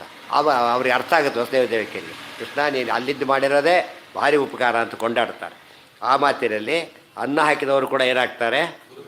ತಂದೆ ತಾಯಿಗಳದ್ದಾಗಿರ್ತಾರೆ, ಅವ್ರಿಗೂ ನಮಸ್ಕಾರ ಮಾಡಬೇಕು. ಅಲ್ಪಂವಾ ಬಹುವಾಯಸ್ಯ ಶ್ರುತಸ್ಯ ಉಪಕರೋತಿ ಯಃ. ಇನ್ನೊಂದು ಅಲ್ಪಂವಾ ಬಹುವಾಯಸ್ಯ ಶ್ರುತಸ್ಯ. ಶ್ರುತ ಅಂದರೆ ಶಾಸ್ತ್ರ. ಸ್ವಲ್ಪ ಆದರೂ ಶಾಸ್ತ್ರ ಹೇಳ್ಕೊಟ್ಟಿರಲಿ, ಹೆಚ್ಚಾದರೂ ಶಾಸ್ತ್ರ ಹೇಳ್ಕೊಟ್ಟಿರಲಿ, ಶಾಸ್ತ್ರ ಹೇಳ್ಕೊಟ್ಟವರೆಲ್ಲ ಏನಾಗ್ತಾರೆ? ಗುರುಗಳಾಗ್ತಾರೆ. ಇದೊಂದು ಇನ್ನೊಂದು ಪಾಯಿಂಟ್ ಇದೆ. ಇವತ್ತು ನಮ್ಮ ಲೌಕಿಕದಲ್ಲಿ ಅದೆಲ್ಲ ಕಾನ್ಸೆಪ್ಟ್ ಇದೆ, ಇದರಲ್ಲಿ ಹೋಗಿಬಿಟ್ಟಿದೆ. ಶಾಸ್ತ್ರದಲ್ಲಿ ಇರಬೇಕಾದ ಅಲ್ಲೇ ಹೋಗಿಬಿಟ್ಟಿದೆ. ಕೆಲವರು ಅವನೇ ಹೇಳ್ಕೊಟ್ಟಿದ್ದ ರಾಮ ಶಬ್ದ ಹೋಗಿಬಿಡೋದು ಬೈದು ಬಿಡ್ತಾರೆ. ಅದು ಹೇಳಿಸ್ಕೊಂಡೇ ಬೈದವರಿದ್ದಾರೆ ಆ ಥರ ಎಷ್ಟೋ ಜನಗಳನ್ನು. ಎಷ್ಟೋ ಜನ ರೈಲಿ ನಡೀತಾರೋ ಅನಾಹುತಗಳು. ಇದರಲ್ಲಿ ಹಾಗಿಲ್ಲ, ಲೌಕಿಕದಲ್ಲಿ ಹಾಗಿಲ್ಲ. ಲೌಕಿಕದಲ್ಲಿ ಮಾತ್ರ ಎಂಥ ಮಿನಿಸ್ಟರ್ ಆದವನು ಕೂಡ ಪ್ರೈವೇಟ್ ಸ್ಕೂಲ್ ಮೇಸ್ಟ್ರು ಬಂದರೂ ಏನು ಮಾಡ್ತಾನೆ? ಭಾರಿ ಗೌರವದಿಂದ ಕಾಡ್ತಾನೆ. ಇನ್ಫ್ಯಾಕ್ಟ್ ಎಷ್ಟೋ ಸರ್ತೆ ಅವ್ನು ಪಾಠ ಮಾಡಿದ ಮೇಷ್ಟ್ರು ಕೂಡ ಆಗಿರೋದಿಲ್ಲ, ಸ್ಕೂಲಲ್ಲಿ ಮೇಷ್ಟ್ರು ಅಷ್ಟೇ, ಇವನಿಗೆ ಕ್ಲಾಸ್ ತೊಗೊಂಡಿರೋದಿಲ್ಲ. ಇಷ್ಟಾರು ಏನು ಮಾಡ್ತಾರೆ? ನಮ್ಮ ಮೇಷ್ಟ್ರು ಅಂತ ಹೇಳ್ತಾರೆ. ಅದು ಒಂಥರ ಅದು ಇವತ್ತು ಧರ್ಮ ಉಳಿಯೋದಕ್ಕೆ ಅದೊಂದು ಕಾರಣ. ಅದು ಅಷ್ಟೆಲ್ಲ ಇವತ್ತು ಭ್ರಷ್ಟಾಚಾರ ಎಷ್ಟೇ ಮಾಡ್ತಿದ್ರು ಕೂಡ ಕೆಲವು ವ್ಯಾಲ್ಯೂಸ್ ಅವ್ರು ಬಿಟ್ಟಿಲ್ಲ, ಕೆಲವನ್ನ ಅದು ಫಾಲೋ ಮಾಡ್ತಾರೆ. ಆದ ಅವನು ಜರಾಸಂಧನನ್ನು ಯಾತಕ್ಕೆ ಭಗವಂತ ಮೊದಲು ಕೊಲ್ತಿದ್ದಿಲ್ಲ ಅಂದರೆ, ಯಾರು ಹೇಳಿ ನಾನು ಬ್ರಾಹ್ಮಣ ದ್ವೇಷಿ ಅಲ್ಲ ಡಿಕ್ಲೇರ್ ಮಾಡ್ತಾನೋ, ಅದಕ್ಕೆ ಅಷ್ಟು ದಿವಸ ಬರೋಕ್ಕೆ ಅವನಿಗೆ ಚಾನ್ಸ್ ಸಿಕ್ಕಿತ್ತು. ಆಗಿದ್ದರೆ ಎಂದೋ ಸವಾ ಆಶು ವಿನಶ್ಯತಿ. ಇವತ್ತು ಕೆಲವು ವ್ಯಾಲ್ಯೂಸ್ ಉಳ್ಕೊಂಡಿದೆ. ಎಂಥವ್ರು ದುರಹಂಕಾರಿಗಳಾದರೂ ಕೂಡ ದೊಡ್ಡವರು ಬ್ರಾಹ್ಮಣ ಅಂಥವರು ಸ್ವಲ್ಪ ಡೌನ್ ಆಗಿಬಿಡ್ತಾರೆ ತಕ್ಷಣ. ಅದೊಂದು ಒಳ್ಳೆ ವ್ಯಾಲ್ಯೂ ಅದು ತಿಳಿತಾ. ಅದು ನಮ್ಮಲ್ಲೇ ಜಾಸ್ತಿ ಹೋಗಿರೋದು ಅವೆಲ್ಲ ಕೂಡ. ಅವನೇನು ಭಾಳ ಹೇಳ್ಕೊಟ್ಟಿದ್ದಾನೆ ಹೋಗು, ಎಂದೋ ಚೂರು ಹೇಳ್ಕೊಟ್ಟಿದ್ದ ಅಷ್ಟೇ. ಈ ಥರ ಮಾಡೋ ಇವ್ರು ಏನು ಬಂದಿಲ್ಲ ಅಂತ ಅರ್ಥ. ಬಂದಿದ್ದರೆ ಮಾತಾಡ್ತಿರ್ಲಿಲ್ಲ ಅವ್ರು. 3 ದಿವಸ ಹಾಕಿದ್ದಾರೆ, ಹಬ್ಬದೂಟ ಹಾಕಿದ್ದಾರೆ. ಅದು ಹಿಂದೆ ವಾರ ಯಾರೋ ಅವ್ರು ಊಟ ಹಾಕಿದ್ದಾರೆ. ಹಬ್ಬದೂಟ ನೆನೆಸ್ಕೊಂಡು ಅವ್ರು ಹಿಂದಿನ ವಾರ ಬದುಕಾದ್ರು ಸತ್ತು ಊಟಕ್ಕೆ ಇರ್ತಾನೆ ಇದ್ದಿಲ್ಲ ಫಸ್ಟ್ ಅವರು, ಹೊತ್ತಾನೆ. ಇವತ್ತು ಹೈಸ್ಕೂಲ್ ಇದ್ದವ್ರು ಕಾಲೇಜಿಗೆ ಹೋಗ್ತಾನೆ ಇರಲಿಲ್ಲ. ಆ ಜ್ಞಾನ ಇದ್ದು ಬಿಟ್ಟರೆ ಅವಾಗ ಗೊತ್ತಾಗುತ್ತೆ. ಅದನ್ನು ಹೇಳ್ತಾರೆ ಅಲ್ಪಮ್ಮ ಬಹುವ, ಸ್ವಲ್ಪನೋ ಹೆಚ್ಚು ಅವ್ರು ಹೇಳ್ಕೊಟ್ಟಿದ್ರೆ ಯಸ್ಯ ಶ್ರುತಸ್ಯ ಉಪಕರೋತಿ ಯಃ. ಮತ್ತು ಯಾವಲ್ಲ ಹಾಗಾಯಿತು ಒಂದು ಸರ್ತಿ ಯಾವುದೋ ಪ್ರಸಂಗದಲ್ಲಿ ಮಿನಿಸ್ಟರ್ ನೋಡೋ ಪ್ರಸಂಗ ಬಂದಿತ್ತು. ಇತ್ತು ಹೋದ ಆತ ಊರಿನ ಅಷ್ಟೇ ಆತ, ಊರಿನ ಆತ ಕಾಲೇಜಿನ ಅಷ್ಟೇ. ಆ ಊರು ಕಾಲೇಜ್ ಬೇಸ್ಟ್ ಅಲ್ಲ, ಸಬ್ಜೆಕ್ಟ್ ಅಲ್ಲ, ಏನೇನೂ ಅಲ್ಲ. ಹೋದ ತಕ್ಷಣ ಎದ್ದು ನಿಂತ್ಕೊಂಡ್ಬಿಟ್ಟು ಸರ್ ನೀವು ಬಂದುಬಿಟ್ಟಿದ್ದೀರಿ ಅಂತ ಕೇಳಿ ಹೆದರಿಗೆ ನೀವು ಬರಲೇಬೇಕಾ, ಅಲ್ಲೇ ಸೈನ್ ಮಾಡಿ ಕೊಟ್ಟೇ ಬಿಟ್ಟು ನಡಿ ಅಂತ. ನಮ್ಮ ಊರು ಬೇಸ್ಟರ್ ಅಂತೇಳಿ ಆ ಥರ ಒಂದು ಅಟ್ಯಾಚ್ಮೆಂಟ್ ಇರೋ ಜನ ಇರ್ತಾರೆ ಪಾಪ. ಕೆಲವರು ಅದಕ್ಕೆ ತದ್ವಿರುದ್ಧನೂ ಇರ್ತಾರೆ. ಬಟ್ ಈ ವ್ಯಾಲ್ಯೂಸ್ ಇವತ್ತು ಮರ್ತಿಲ್ಲ. ಲೌಕಿಕರಲ್ಲಿ ಇವೆಲ್ಲ ಉಳ್ಕೊಂಡಿದ್ದು ಭಾರಿ ಇಂಪಾರ್ಟೆಂಟ್ ಅದು. ತಮ್ಮ ಗುರು ಅದಕ್ಕೆ ಹೇಳ್ತಾರೆ ವರ್ಣಮ ಎಷ್ಟು ಕೆಲಸ. ಯಾಕೆ ಅದು ಮುಂದೆ ಹೋಗಲಿ ಸ್ಟೆಪ್, ಅದು ಇದು ಬಿಡೋಕ್ಕೆ ಒಂದು ಸ್ಟೆಪ್ ಇಲ್ಲದೆ ಹೋದ್ರೆ ಹತ್ತೋದು ಎಷ್ಟು ಕಷ್ಟ ಆಗುತ್ತೆ ಸ್ಟೇರ್ ಕೇಸ್ನ. ಒಂದೇ ಒಂದು ಕಡೆ ಸ್ಟೆಪ್ಸ್ ಇಲ್ಲದೆ ಹೋದ್ ಬೇಡ, ಹೈಟ್ ಹೆಚ್ಚು ಕಡಿಮೆ ಯಾರು ಪಾರ್ಟಿ ಹೊಡೆದು ಬಿಡ್ತಾರೆ. ಸರಸರ ಹಚ್ತಾ ಇರ್ತಾರೆ, ಕರೆಕ್ಟಾಗಿ ಮಾಡಿರ್ತಾರೆ ಅವ್ರು. ಹೆಚ್ಚು ಕಡಿಮೆ ಮಾಡಿದ ಅಂದರೆ ಬಿದ್ದೋಗ್ಬಿಡುತ್ತೆ. ಯಾಕೆ ಆ ಥರ ಕಾಲು ಹೋಗ್ತಾ ಇರುತ್ತೆ ಮೇಲಕ್ಕೆ. ಅದು ತುಂಬ ಆಲ್ಟ್, ಅದು ಸ್ವಲ್ಪ ಎಷ್ಟೋ ಜನ ಆ ರೀತಿ ತಪ್ಪು ಮಾಡಿಬಿಟ್ಟು ತುಂಬ ತೊಂದರೆ ಕೊಡ್ತಾರೆ. ಅಲ್ಪಂ ವಾ ಬಹುವಾ ಯಸ್ಯ ಶ್ರುತಸ್ಯ ಉಪಕರೋತಿ ಯಃ ತಮ್ಮಪೀಹ ಗುರುಂ ವಿದ್ಯಾತ್ ಶ್ರುತ ಉಪಕೃತಿ ಹೇತುತಃ. ಎಷ್ಟು ಕಾರಣ ಕೊಡ್ತಾರೆ. ಶ್ರುತ ಉಪಕೃತಿ ಹೇತುತಃ, ಅವರನ್ನು ಗುರು ಅಂತ ಕರಿಬೇಕು. ಶ್ರುತ ಉಪಕೃತಿ ಹೇತುತಃ, ಶಾಸ್ತ್ರದ ಒಂದು ಶ್ರವಣಕ್ಕೆ ಉಪಕಾರ ಮಾಡಿರೋ ಕಾರಣದಿಂದ ಅವರ ಗುಂಪಿನಲ್ಲೇ ಬರ್ತಾರೆ. ಇತಿ ಆಚಾರ್ಯ ಪಿತೃಸಮವಾಯೇ ಆಚಾರ್ಯ ಪ್ರಥಮಂ ವಂದ್ಯ. ಇಲ್ಲಿ ಕೆಲವು ಪ್ರಶ್ನೆ ಶುರುವಾಯಿತು. ಮತ್ತೆ ಹಾಗಿದ್ದರೆ ಒಬ್ಬರು ಗುರುಗಳಿಗೆ ನಮಸ್ಕಾರ ಮಾಡ್ತಾ ಹೊರಟ್ಬಿಟ್ಟ, ಪ್ರಾಬ್ಲಮ್ ಸಾಲ್ವ್ ಆಯಿತು. 4-5 ಒಟ್ಟಿಗೆ ಕೂತ್ಬಿಟ್ಟಿರ್ತಾರೆ. ಅವಾಗೇನು ಮಾಡಬೇಕು? ತಂದೆ ಇದ್ದಾನೆ, ತಾಯಿ ಇದ್ದಾಳೆ, ಗುರುಗಳಿದ್ದಾರೆ, ದೊಡ್ಡ ಗುರುಗಳಿದ್ದಾರೆ, ಯಾರ್ಯಾರು ಇದ್ದಾರೆ. ಅವಾಗೇನು ಮಾಡಬೇಕು ಅಂದರೆ ಸಮವಾಯೇ ಆಚಾರ್ಯ ಪಿತೃ ಸಮವಾಯೇ ಅಂಥವ್ರಲ್ಲಿ ಸೇರಿಬಿಟ್ಟಾಗ ಆಚಾರ್ಯ ಪ್ರಥಮಂ ವಂದ್ಯ. ಯಾರಿಗೆ ಫಸ್ಟ್ ಗೌರವ ಕೊಡಬೇಕು? ಗುರುಗಳಿಗೆ ಕೊಡಬೇಕು. ತಂದೆ ತಾಯಿಗಿಂತ ಹೆಚ್ಚು ಗೌರವ ಯಾರಿಗೆ ಕೊಡಬೇಕು? ಗುರುಗಳಿಗೆ. ಯಾಕೆಂದರೆ ಅವರೇ ಇವರಿಗೆ ಗೌರವ ಕೊಡ್ತಾರಾದ್ದರಿಂದ ಅದು ಮುಖ್ಯವಾದ ಕರ್ತವ್ಯ. ಯಾವುದಕ್ಕೆ? ಅದು ಬೇರೆ, ಆ ಕ್ರಮ ಬೇರೆ, ಈ ಕ್ರಮ ಬೇರೆ. ಹೇಳಿದ್ನಲ್ಲ, ದಿಕ್ಕ್ರಮ ಬೇರೆ, ತಾರತಮ್ಯ ಕ್ರಮ ಬೇರೆ. ನಾವು ದಿಕ್ಕು ಹೇಳಬೇಕಾಗಿದೆ. ಏನಂತ ಹೇಳಬೇಕಾಗ? ತಾರತಮ್ಯ ಕ್ರಮ ಹೇಳಿದರೆ ಈಶಾನ್ಯ ಇಂದ್ರ ಅಂತ ಶುರು ಮಾಡಬೇಕಾಗತ್ತೆ. ಇಂದ್ರ ಅಂತಲೇ ಶುರು ಮಾಡು. ಇಂದ್ರ ಆಗ್ನೇಯ ಯಮ, ಅಲ್ಲಿ ತಾರತಮ್ಯ ಇಲ್ಲ, ದಿಕ್ಕಷ್ಟೇ ಹೇಳೋದು. ಅಲ್ಲಿ ಹೇಳೋ ಕ್ರಮ ಬೇರೆ, ಇಲ್ಲಿ ಹೇಳೋ ಕ್ರಮ ಬೇರೆ. ತಾರತಮ್ಯ ಕ್ರಮ ಬಂದಾಗ ಈ ರೀತಿಯೇ ಮಾಡಬೇಕು, ಬೇರೆ ದಾರಿ ಇಲ್ಲ. ಆಚಾರ್ಯ ಪಿತೃಸಮವಾಯೇ ಆಚಾರ್ಯ ಪ್ರಥಮಂ ವಂದ್ಯ ಉತ್ಪಾದಕ ಬ್ರಹ್ಮದಾತ್ರೋ ಅದಕ್ಕೆ ಆಧಾರ. ಮತ್ತೆ ಗರೀಯಾನ್ ಬ್ರಹ್ಮದ ಪಿತಾ. ಇಲ್ಲಿ ವಿಶೇಷ ಅಂತ ಕೇಳಿದರೆ ವಿದ್ಯೆಯಲ್ಲೂ ಕೂಡ ಲೌಕಿಕ ವಿದ್ಯೆ ಬೇರೆ, ಶಾಸ್ತ್ರವಿದ್ಯೆ ಬೇರೆ. ಲೌಕಿಕ ವಿದ್ಯೆ ಹೇಳಿಕೊಟ್ಟ ಗುರು ಇದ್ದಾಗ ಆ ತಂದೆ ತಾಯಿನೇ ಶ್ರೇಷ್ಠ, ಅರ್ಥ ಆಯ್ತಾ? ಆದರೆ ಶಾಸ್ತ್ರವಿದ್ಯೆ ಹೇಳಿಕೊಟ್ಟ ಗುರುಗಳಿದ್ದಾಗ ತಂದೆ ತಾಯಿಗಿಂತ ಯಾರು ಶ್ರೇಷ್ಠ? ಅದಕ್ಕೆ ಬ್ರಹ್ಮದ ಪಿತಾ. ಬ್ರಹ್ಮ ಅಂದರೆ ವೇದ, ಬ್ರಹ್ಮ ಅಂದರೆ ದೇವರು.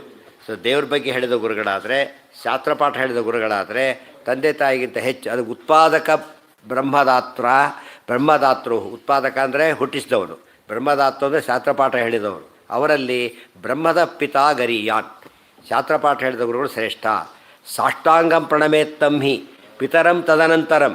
ಸಾಷ್ಟಾಂಗ ನಮಸ್ಕಾರನೇ ಮಾಡಬೇಕು, ತಂದೆನ ಆಮೇಲೆ ನಮಸ್ಕರಿಸಬೇಕು ಎಂಬುದು ವಿಧಿ ಇದೆ. ಜಪಸ್ಯ ಅದು ಮುಗೀತಲ್ಲಿಗೆ. ಯಾವುದು ಆ ಘಟ್ಟ ಅಭಿವಾದನ ಬಂದಿತ್ತಲ್ಲ, ಪ್ರಣಮ್ಯ ದೇವಾನ್ ವಿಪ್ರಾಂಶ್ಚ ಗುರುಂಶ್ಚ ಹರಿಪಾರ್ಷದಾನ್. ಸದಾಚಾರಪತಿ ವಾಕ್ಯಕ್ಕೆ ಅಷ್ಟೊಂದು ಅರ್ಥ ಬರುತ್ತೆ. ಮುಂದೆ ವೈಶ್ಯಂ ಕ್ಷೇಮಂ ಸಮಾಗಮ್ಯ, ಇದಲ್ಲ ಅದು ಪ್ರಕಾಶಿಕ ಇದೆ 115. ಅಲ್ಲಿದೆ. ಪೂಜಾನಂತರಂ ಕಾರ್ಯಮಾಹ ಧ್ಯಾನೇತಿ.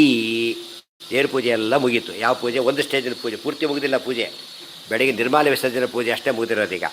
ಅದು ಮುಂದೆ ಅರ್ಥ ಧ್ಯಾನೇತಿ. ನಿರ್ಮಾಲೇಶ್ವರ ಪೂಜೆ ಬೆಷ್ಟೊತ್ತಿಗೆ ಆಗಬೇಕದು. ನಿರ್ಮಾಲ್ಯ ವಿಸರ್ಜನೆ ಯಾವಾಗ ಆಗಬೇಕು? ಮುಂಚೆ ಆಗಬೇಕು. ಮಧ್ಯಾಹ್ನ ಊಟಕ್ಕೆ ಮಧ್ಯಾಹ್ನ ಸಂಜೆ ಲಾಂಗ್ ಗ್ಯಾಪ್ ಇದೆ. ಅಲ್ಲಿವ್ರಿಗೆ ಏನು ಮಾಡ್ಕೊಂಡು ಕೊಡಬೇಕು ಅಂದರೆ ಧ್ಯಾನ ಪ್ರವಚನಾಭ್ಯಾಂಚ ಯಥಾಯೋಗ್ಯ ಉಪಾಸನಂ. ಅಲ್ಲಿವ್ರಿಗೆ ಧ್ಯಾನ ಮಾಡ್ತಾ ಕೂಡಿ, ಪ್ರವಚನ ಮಾಡ್ತಾ ಕೂಡಿ. ಇದು ಧ್ಯಾನದ ಕಾಲ. ಸ್ನಾನಕ್ಕಿಂತ ಮುಂಚೆ ಧ್ಯಾನ ಅಲ್ಲ. ಯಾವಾಗ ಮಾಡಬೇಕು ಇದನ್ನು? ಈ ಗ್ಯಾಪ್ ಇದೆಯಲ್ಲ, ಈ ಗ್ಯಾಪ್ನಲ್ಲಿ ಧ್ಯಾನ ಪ್ರವಚನಾಭ್ಯಾಂಚ. ಇದೆಲ್ಲ ಶುದ್ಧ ಬ್ರಾಹ್ಮಣರಿಗೆ ಏನಾಗಿತ್ತು, ಹಿಂದಿನ ಕಾಲಕ್ಕೆ ಕೆಲಸದ ಅಗತ್ಯನೇ ಇರಲಿಲ್ಲ. ಯಾಕೆ? ಇಲ್ಲ, ರಾಜರು ನೋಡಬೇಕಾಗಿತ್ತು, ಸಮಾಜ ನೋಡಬೇಕಾಗಿತ್ತು. ಅವ್ರು ಯಾಕೆ ಅವ್ರಿಗೋಸ್ಕರ ಇವ್ರು ಮಾಡೋದ್ರಿಂದ ಇವರು ಬೇರೆ ಸಂಪಾದನೆಗೆ ಹೋಗಬೇಕಾಗಿರಲಿಲ್ಲ ಆಗ.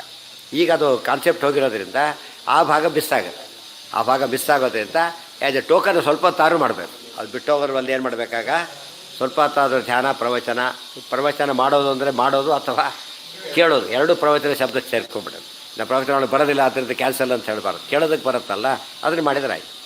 ಧ್ಯಾನ ಪ್ರವಚನಾಭ್ಯಾಂಚ ಯಥಾಯೋಗ್ಯಂ. ಅದಕ್ಕೆ ಯಥಾಯೋಗ್ಯಂ ಅಂತ ಯಾತಕ್ಕೆ ಹೇಳಿದರು ಅಂದರೆ ಸಚ್ಚಿದಾನಂದಾತ್ಮೇತಿ ಮಾನುಷೇಷ್ಟು ಸುರೇಶ್ವರಿ. ನಿಮಗೆ ಎಷ್ಟು ಗುಣಗಳು ಚಿಂತನೆ ಮಾಡೋಕ್ಕೆ ಬರುತ್ತೋ ಅಷ್ಟು ಧ್ಯಾನ ಮಾಡಿ ಅಂತ ಅರ್ಥ. ಅದರ ಉಪಾಸನೆ ಅಂತ ಕರೀತಾರೆ. ಧ್ಯಾನನೂ ಉಪಾಸನೆ, ಪ್ರವಚನನೂ ಉಪಾಸನೆ.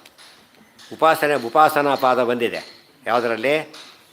ಸಾಧನಾಧ್ಯಾಯದಲ್ಲಿ, ಬ್ರಹ್ಮಸೂತ್ರಗಳಲ್ಲಿ. ಉಪಾಸನೆ ಎರಡು ವಿಧ. ಧ್ಯಾನ ಮಾಡ್ತಾ ಕೊಡೋದು ಉಪಾಸನೆ, ಪ್ರವಚನ ಮಾಡೋದು ಉಪಾಸನೆ. ಪಾಠ ಪ್ರವಚನಗಳು ಉಪಾಸನೆ, ಧ್ಯಾನ ಮಾಡೋದು ಉಪಾಸನೆ. ಒಂದೇ ಯಾಕೆ ಹೇಳಲಿಲ್ಲ ಅಂದರೆ ಒಂದೇ ಯಾವಾಗಲೂ ಮಾಡೋಕ್ಕೆ ಬರೋದಿಲ್ಲ. ಪ್ರವಚನ ಭಾರಿ ಶ್ರೇಷ್ಠ. 24 ತಾಸು ಮಾಡೋಕ್ಕಾಗತ್ತಾ? ಕೇಳೋಕ್ಕಾಗತ್ತಾ? ಧ್ಯಾನ ಮಾಡ್ಬೋದು 24 ತಾಸು. ಋಷಿಗಳೆಲ್ಲ ಇದು ಎಷ್ಟು ವರ್ಷಗಟ್ಟಲೆ ಕಣ್ಣು ಮುಚ್ಕೊಂಡ್ಬಿಡ್ತಾರೆ ಬೇಕಾದ್ರೆ. ಯಾಕೆ ಧ್ಯಾನ ಪ್ರವಚನಕ್ಕೆ ಎರಡು ಪ್ರಾಬ್ಲಮ್ ಇದೆ. ಇನ್ನೊಬ್ರು ಬೇಕೇ ಬೇಕು. ಇಲ್ಲ ಕೇಳಬೇಕಾದ್ರೆ ಹೇಳೋನು ಬೇಕು, ಹೇಳಬೇಕಾದ್ರೆ ಕೇಳೋನು ಬೇಕು. ಧ್ಯಾನಕ್ಕೆ ಆದ್ದರಿಂದ ಅವ್ರು ಹೆಚ್ಚಿದೆ. ಸೊ ಧ್ಯಾನ ಆಚಾರ್ಯ ಎರಡರಲ್ಲಿ ಒಂದು ಅಂತ ಹೇಳಿಲ್ಲ, ಎರಡನ್ನೂ ಮಾಡಿ ಅದರಲ್ಲಿ ಪ್ರಯಾರಿಟಿ ಯಾವ್ದು ಸಿಗುತ್ತೋ ನೋಡ್ಕೊಂಡು ಮಾಡಿ ಅಂತ ಹೇಳಿ. ಪ್ರವಚನದ ಚಾನ್ಸ್ ಸಿಕ್ಕರೆ ಧ್ಯಾನಕ್ಕಿಂತ ಶ್ರೇಷ್ಠ. ಅದು ಪ್ರವಚನ ಅವಕಾಶ ಸಿಕ್ತು ಅಂದರೆ ಧ್ಯಾನಕ್ಕಿಂತ ಯಾವ ಪ್ರಿಫರೆನ್ಸ್ ಯಾವುದು ಕೊಡಬೇಕು? ಪಾಠ ಪ್ರವಚನಕ್ಕೆ ಕೊಡಬೇಕು. ಆದರೆ ಅದು 24 ಸಾಧ್ಯವಿಲ್ಲ. ಅದರಿಂದಾಗಿಯೇ ಧ್ಯಾನ ಬದಲು ಹಾಕಿದ್ದು ಪ್ರವಚನಕ್ಕಿಂತ ಶ್ರೇಷ್ಠ ಅಂತ ಅಲ್ಲ, ಹೆಚ್ಚು ಚಾನ್ಸ್ ಇದೆ ಅಂತ ಹೇಳಿಬಿಟ್ಟು ಪ್ರವಚನ ನೆಕ್ಸ್ಟ್. ಆದರೆ ಆ್ಯಕ್ಚುಲಿ ತೊಗೊಂಡ್ರೆ ಸೋಪಾಸನಾಸ ದ್ವಿವಿಧ ಶಾಸ್ತ್ರಾಭ್ಯಾಸ ಸ್ವರೂಪಿಣಿ ಧ್ಯಾನರೂಪ ಪರಾಚೆ. ಒಂದು ವ್ಯಾಖ್ಯಾನ ಊಟ ಮಾಡಿಬಿಡ್ತಾರೆ. ಮೊದಲು ಯಾವುದನ್ನು ಹೇಳ್ತಾರಲ್ಲಿ? ಶಾಸ್ತ್ರಾಭ್ಯಾಸ ಮೊದಲು, ಆಮೇಲೆ ಧ್ಯಾನ ಅಂತ ಹೇಳ್ಬಿಡ್ತಾರೆ. ಧ್ಯಾನರೂಪ ಪರ ಅದು ನೆಕ್ಸ್ಟ್. ಅದು ಇದನ್ನೇ ಫಸ್ಟ್ ಮಾಡಿ. ಇಲ್ಲಿ ಅವೈಲಬಿಲಿಟಿ ಜಾಸ್ತಿ ಸಿಗೋದು ಧ್ಯಾನಕ್ಕಾದ್ದರಿಂದ ಅದನ್ನು ಹೇಳಿದರು. ಹಾಂ ಏನ ಸ್ವಾಧ್ಯಾಯ ಪ್ರವಚನ ಒಂದು ಭಾಗ. ಅದು ಸ್ವಾಧ್ಯಾಯ ಅಂದರೆ ತಾನೇ ಓದ್ತಾ ಕೊಡೋದು. ಪಾರಾಯಣ ಎಲ್ಲ ಸ್ವಾಧ್ಯಾಯ. ಪ್ರವಚನ ಇನ್ನೊಬ್ರಿಗೆ ಹೇಳೋದೆಲ್ಲ ಪ್ರವಚನ. ಇನ್ನೊಬ್ಬರಿಂದ ಕೇಳೋದು ಪ್ರವಚನ. ತಾನು ಅಧ್ಯಯನ ಅಂತ ಓದಿ ಆಗಿದೆ, ಪಾಠ ಆಗಿದೆ. ಈಗ ಪ್ರತಿನಿತ್ಯ ಓದ್ತಾ ಕೊಡ್ತಾರೆ, ಸ್ವಾಧ್ಯಾಯ. ಯಾರು ಕೇಳೋರಿಲ್ಲ, ತಾನೇ ಓದ್ತಾ ಇದ್ದಾರೆ. ತನಗೆ ತಾನೇ ಅಧ್ಯಯನ ಮಾಡ್ತಾ ಕೂತಿದ್ದಾರೆ. ಸೆಲ್ಫ್ ಸ್ಟಡಿ ಎಂಬ ಅರ್ಥದಲ್ಲಿ ಹೇಳ್ತೀವಲ್ಲ, ಆ ರೀತಿ ಸ್ವಾಧ್ಯಾಯ. ಅದು ಒಂದು ಡೈಲಿ ಪಾಲ್ಟ್ ಆಗಬೇಕು. ಯಾರು ಹೇಳೋರೇ ಇಲ್ಲ ಕೇಳೋರೇ ಇಲ್ಲ ಅಂತ ಹೇಳಿಬಿಟ್ಟು ಸುಮ್ಮನೆ ಕೊಡಾಗಿಲ್ಲ. ಗ್ರಂಥಾವಲೋಕನ ಅಂತೇನು ಕರಿತೇವೆ, ಅದು ಸ್ವಾಧ್ಯಾಯದಲ್ಲಿ ಸೇರುತ್ತೆ. ಓದಿದ ಗ್ರಂಥನೇ ಓದೋದು ಒಂದು ಸ್ಟೇಜು. ಒಂದು ಕಾಂಪಿಟೆನ್ಸ್ ಬಂದ ಮೇಲೆ ಹೊಸ ಗ್ರಂಥನೂ ಓದ್ಬೋದು. ಒಂದು ಸ್ಟ್ಯಾಂಡರ್ಡ್ ರೀಚ್ ಆದಮೇಲೆ ಹೊಸ ಗ್ರಂಥ ಓದ್ಬೋದು. ನಮ್ಮಲ್ಲಿ ಪದ್ಧತಿ ಇದೆ, ಪಾಠ ಆದ ಗ್ರಂಥ ಓದಬಾರ್ದು, ಒಂದು ಪದ್ಧತಿ ಇದೆ. ಸ್ವಲ್ಪ ಅರ್ಥ ಮಾಡ್ಕೋಬೇಕು. ತುಂಬ ಜನ ಹಿಂದಿನ ಕಾಲಕ್ಕೆ ಸ್ವರಮೂಲ ಪೂರ್ತಿ ಈಗಲೂ ಪೂರ್ತಿ ಓದೋದಿಲ್ಲ. ಹಿಂದಿನ ಕಾಲಕ್ಕೆ ಸಾಮಾನ್ಯವಾಗಿ ಜಾಸ್ತಿ ಓದ್ತಿರಲಿಲ್ಲ. ಹಿಂದಿನ ಕಾಲ ತುಂಬ ಹಿಂದೆ ಹೋಗ್ತಾ ಇಲ್ಲ ನಾನು, ಸ್ವಲ್ಪ ಹಿಂದೆ. ನನಗೆ ಗೊತ್ತಿರೋದು 50 ವರ್ಷದ ಹಿಂದೆ ಇಟ್ಕೊಂಡ್ರೆ ಎಲ್ಲರೂ ಎಲ್ಲ ಗ್ರಂಥ ಓದ್ತಿರಲಿಲ್ಲ. ಯಾಕೆ ಅಂತ ಕೇಳಿದರೆ ಗುರುಗಳಿಂದ ಉಪದೇಶ ಆಗಿಲ್ಲ, ಆದ್ದರಿಂದ ನಾನು ಹೇಳೋದಿಲ್ಲ. ಈ ಕಾನ್ಸೆಪ್ಟ್ ಇತ್ತು, ಗುರು ಉಪದೇಶ ಮಾಡಿಲ್ಲ ಅಂತ ಹೇಳಿ. ಅವ್ರು ಯಾವುದೋ ಒಂದೇ ಜನ್ಮಪೂರ್ತಿ ಅದೊಂದೇ ಹೇಳ್ಕೊತಾ ಇದ್ಬಿಡ್ತಾಯಿಲ್ಲ. ಅದು ತಪ್ಪದು. ಯಾವಾಗಲೂ ಆ ರೀತಿ ಮಾಡಿದರೆ ಯಾವುದೋ ಒಂದು ಪುಸ್ತಕ ಕೊಟ್ಟರೆ ಪುಸ್ತಕನ ಈ ಪುಸ್ತಕನ ಪಾಠ ಹೇಳಿದ ಓದೋದಿಲ್ಲ ಅನ್ನೋದು ಗತಿ ಏನಾಗಬೇಕಾಗಿತ್ತು. ಇರೋ ಪುಸ್ತಕಗಳು ಎಷ್ಟು ನಿಮಗೆ? ಲೌಕಿಕದಲ್ಲಿ ತೊಗೊಂಡ್ರು ಅಷ್ಟೇ, ಇದರಲ್ಲೂ ಅಷ್ಟೇ. ಡಾಕ್ಟ್ರ್ ಆದವನು ತಾನು ಓದಿ ಸಬ್ಜೆಕ್ಟ್ ಇವತ್ತು ಓದೋದು ಗತಿ ಏನಾಗಬೇಕು ಅವ್ನು ಓದಿದ್ದೆಲ್ಲ ಔಟ್ಡೇಟೆಡ್. ಇವತ್ತು ಕೆಲಸಕ್ಕೆ ಬರೋದಿಲ್ಲ. ಗುರು ಉಪದೇಶ ಆಗಿಲ್ಲ ಅಂತ ಕೂತ್ರೆ ಪಜಿತ ಆಗುತ್ತೆ. ಆಮೇಲೆ ಹಾಗೆ ಮಾಡಬಾರ್ದು. ಬಟ್ ಸೆಲ್ಫ್ ಸ್ಟಡಿಗೆ ಒಂದು ಹಂತ ರೀಚ್ ಆಗಬೇಕು. ಇವತ್ತು BA ಕಾಳಜಿ ಪಾಠ ಮಾಡೋಕ್ಕೆ ಕೊಡೋದಿಲ್ಲ, MA ಕೊಡ್ತಾರೆ. ಯಾತಕ್ಕೆ ಅಂದರೆ ಅವನು ಯಾವ ಸ್ಟೇಜಲ್ಲಿ ಇದ್ದಾನೆ ಅಂದರೆ ಈಗ ಆ ಸಿಲೆಬಸ್ ನೋಡ್ತಾನೆ. ಅರೆ ಒಂದು ಪಾಠ ಆಗೇ ಇಲ್ಲ, ಆದ್ದರಿಂದ ರಿಸೈನ್ ಮಾಡ್ತೀನಿ ಅಂತನೋ ಕೆಲಸ ಬಿಡ್ತೀನಿ ನಂಗೆ ಮಾಡೋಕ್ಕೆ ಬರೋದಿಲ್ಲ ಅಂತ ಹೇಳಬಾರ್ದು ಅವನು. ಯಾತಕ್ಕೆ ಅವ್ರು ಓದಿರೋ MA ಟೆಕ್ಸ್ಟ್ ಬುಕ್ 4 ಓದಿದ್ರು ಕೂಡ ಎಷ್ಟು ಸ್ಟ್ಯಾಂಡರ್ಡ್ ಜ್ಞಾನ ಬಂದಿರುತ್ತೆ ಅವನಿಗೀಗ. ಈಕ್ವಲೆಂಟ್ ಯಾವ್ದು ಬೇಕಾದ್ರೂ ಅರ್ಥ ಆಗಬೇಕು ಅವನಿಗೆ. ಅದು ವ್ಯುತ್ಪತ್ತಿ ಅಂತ ಕರೀತಾರೆ. ನಮ್ಮಲ್ಲಿ ಆ ಪದ್ಧತಿ ಬರದೇ ಏನಾಯಿತು ಅಂದರೆ ಇತ್ತೀಚೆಗೆ ಬರದೇ ತುಂಬ ಜನ ಓದೋದೇ ಬಿಟ್ಬಿಟ್ರು. ನಮಗಾಗಿಲ್ಲ. ಬರೀ ಉಪನಿಷತ್ತು ಅಷ್ಟೇ ಓದೋರು ಕೆಲವರು, ಗೀತಾ ಅಷ್ಟೇ ಓದೋರು ಕೆಲವರು, ಅಲ್ಲಲ್ಲಿ ತತ್ವಪ್ರಕಾಶ 2 ಅಧ್ಯಾಯ ಅಲ್ಲಿಗೆ ಇಷ್ಟವ್ರು ಕೆಲವರು. ಆ ರೀತಿ ಆಗಿಬಿಟ್ರು. ಮಾಡಬಾರ್ದು ಹಾಗೆ.